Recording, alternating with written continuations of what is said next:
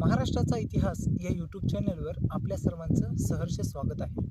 मित्रांनो, आपण महाराष्ट्रातील समाज सुधारणेविषयी माहिती पाहत आहोत. म्हणजे महाराष्ट्राचा इतिहास ज्या समाज सुधारकांनी घडवला, ज्या समाज सुधारकांमुळे महाराष्ट्राच्या इतिहासाला एक वेगळी दिशा मिळाली, महाराष्ट्र स्वतंत्र झाला, महाराष्ट्राला एक वेगळी दिशा मिळाली, त्या सर्व समाज सुधारकांची आपण माहिती पाहत आहोत.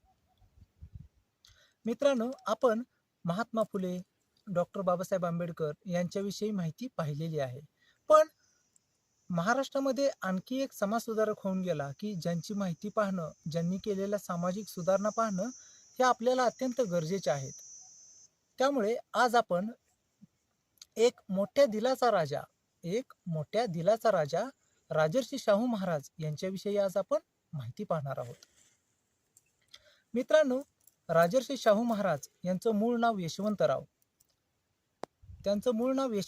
आणि त्यांचा जन्म 26 जून 1874 रोजी कोल्हापूर जिल्ह्यातील कागल तालुक्यामध्ये झाला. त्यांचा जन्म कोल्हापूर जिल्ह्यातील कागल तालुक्यामध्ये झाला आणि ते एक गरीब कुटुंबामध्ये झाला.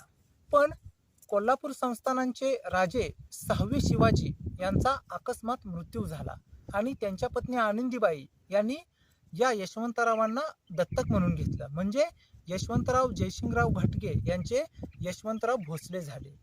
म्हणजे खऱ्या अर्थाने आपण पाहिलं तर यशवंतराव हे मूळचे गरीब घराण्यातील होते, पण त्यांना एक सांस्कृतिक वारसा लाभलेला होता. अतिशय चांगल्या संस्कारामध्ये त्यांची वाढ झालेली होती. म्हणून त्यांचा दत्तक सोहळा 1884 साली पार पडला. म्हणजे वयाच्या 10व्या वर्षी त्यांना दत्तक घेण्यात आलं. पुढे त्यांचं शिक्षण हे अतिशय चांगल्या पद्धतीनं एका राजवाड्यामध्ये राजाराम कॉलेजला त्यांचं शिक्षण एकंदरीतच पार पडलं. मग अशा प्रकारे एक संस्कारक्षम त्यांचं जीवन पार पडलेलं होतं. चांगल्या संस्कारांची बीजे त्यांच्या मनामध्ये आणि त्यांच्या अंगवळणी पडलेली होती. म्हणून पुढे 1894 साली त्यांचा राज्याभिषेक झाला आणि तेथपासून पुढे त्यांच्या सामाजिक, आर्थिक, राजकीय अशा कार्याला सुरुवात झाली आणि कोल्हापूर संस्थानाची सूत्र ही त्यांच्या हाती आली. म्हणजे येथपासून त्यांनी कोल्हापूर संस्थानाला जे एक वेगळं वळण प्राप्त करून दिलं, जशा पद्धतीनं ते संस्थान त्यांनी घडवलं त्याचाच आपल्याला थोडक्यात आढावा घ्यायचा आहे. तर मित्रांनो, सुरुवातीला आपण त्यांचं शैक्षणिक कार्य जाणून घेऊया. कारण त्यांच्या शैक्षणिक कार्यामध्ये त्यांनी जशा पद्धतीने बदल घडवून आणले, पूर्वीचं शैक्षणिक धोरण, त्यानंतर त्यांनी केलेल्या शैक्षणिक सुधारणा याचीच आपल्याला थोडक्यात माहिती घ्यायची आहे. तर त्यांनी सुरुवातीला मुलांना राहण्याचा प्रश्न होता. त्या काळात राजाराम कॉलेज होतं, त्याच पद्धतीनं आणखी 2, 3, 4 लहान मोठ्या शाळा, कॉलेजेस होती. पण त्या काळी मुलांचा राहण्याचा प्रश्न हा खूप अडचणीचा ठरलेला होता. कारण त्या काळातली वसतिगृहे ही केवळ उच्चवर्णीय मुलांसाठीच होती. म्हणून त्यांनी अस्पृश्य वर्गासाठी आणि खालच्या जातीतल्या वर्गांसाठी त्या जातीनुसार जातीनिहाय अशी वसतिगृहे सुरू केली की त्या वसतिगृहांमुळे ह्या सर्व मुलांना तिथं जाऊन राहता आलं आणि चांगल्या दर्जाचं, चांगल्या पद्धतीचं शिक्षण घेता आलं. आणि याच मुलांनी पुढे भारताच्या स्वातंत्र्य लढ्यामध्ये अतिशय मौलिक योगदान दिल्याचं आपल्याला पाहावयास मिळतं. पुढे त्यांचं शैक्षणिक कार्य हे इथंच थांबत नाहीये. त्यांनी मागासवर्गीयांना, खालच्या जातीला नोकऱ्यांमध्ये 50% आरक्षण देण्याचा अतिशय धाडसी निर्णय घेतल्याचा आपल्याला पाहावयास मिळतं. म्हणजे एक राजा की जो राजा अस्पृश्यांसाठी, मागासवर्गीयांसाठी एवढा मोठा निर्णय घेतोय, खरंच हा किती मोठ्या दिलाचा राजा असेल असं म्हणावं लागेल. पुढे जेव्हा त्यांच्या आयुष्यामध्ये एक घटना घडली, ती घटना म्हणजे वेदोक्त प्रकरण. खऱ्या अर्थाने त्या काळात ब्राह्मणांचं वर्चस्व हे समाजामध्ये खूप मोठ्या प्रमाणात होतं, त्यांचं प्राबल्य होतं.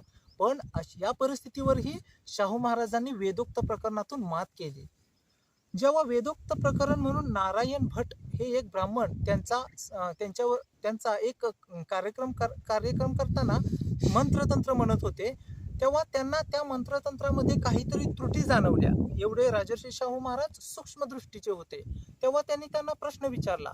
तेव्हा त्यांना अतिशय हिणकस प्रकारचे खुद्द एका राजाला एक हिणकस प्रकारची वागणूक दिली. तेव्हा शाहू महाराजांचं मन हे पेटून उठलं आणि त्यांनी नारायण भट यांच्या विरुद्ध त्यांना ब्राह्मण ह्या पदावरून हाकलून दिलं आणि आपल्याच जातीतील वेगवेगळ्या मुलांना ब्राह्मण तयार करण्याच्या शाळेमध्ये त्यांना बसवलं आणि आपल्या जातीचे ब्राह्मण सुरू केले. म्हणजे कोणताही मुलगा कोणतंही कार्य करू शकतो ही गोष्ट यामधून आपल्याला स्पष्टपणे जाणवते. तेव्हा नारायण भटने हेच प्रकरण कोर्टात नेले आणि तेथे वेदोक्त प्रकरण सुरू झाले.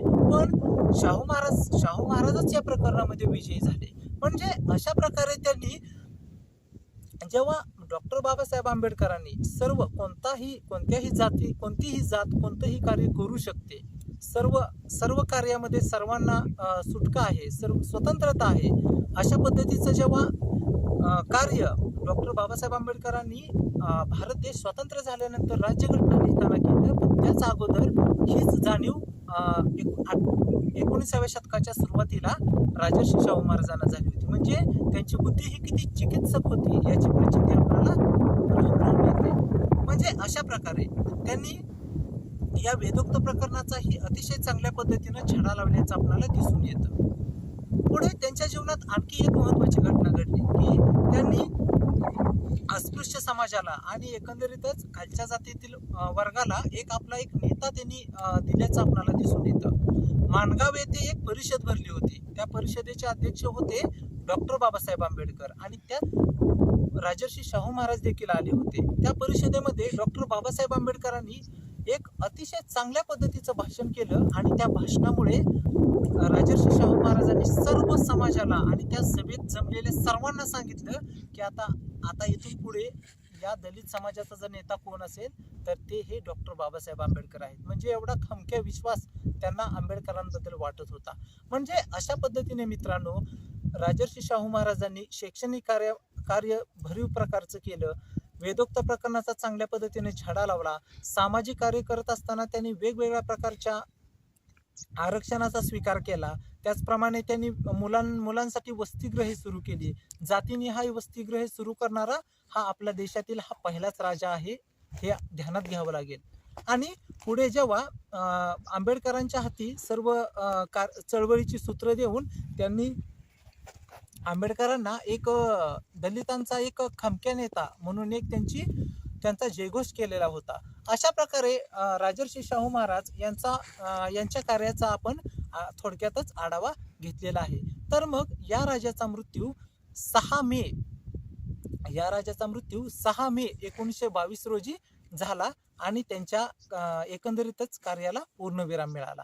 तर मित्रांनो अशा प्रकारे आपण राजर्षी शाहू महाराज यांच्याबद्दल थोडक्यातच माहिती जाणून घेतलेली आहे. तर आता पुढे आपण महाराष्ट्र दिन किंवा महाराष्ट्र राज्याची निर्मिती कशी झाली आणि महाराष्ट्र राज्याची निर्मिती होताना कोणाकोणाला स्वतःच्या प्राणाचं बलिदान द्यावं लागलं, ते त्यांना हुतात्मा व्हावं लागलं, ह्या सर्व गोष्टीची माहिती आपण पुढच्या व्हिडिओमध्ये पाहणार आहोत. तर मित्रांनो व्हिडिओ जर आवडला तर व्हिडिओला लाईक करा, चॅनल सबस्क्राईब करा आणि माझा चॅनल शेअर करा. Okay, thank you.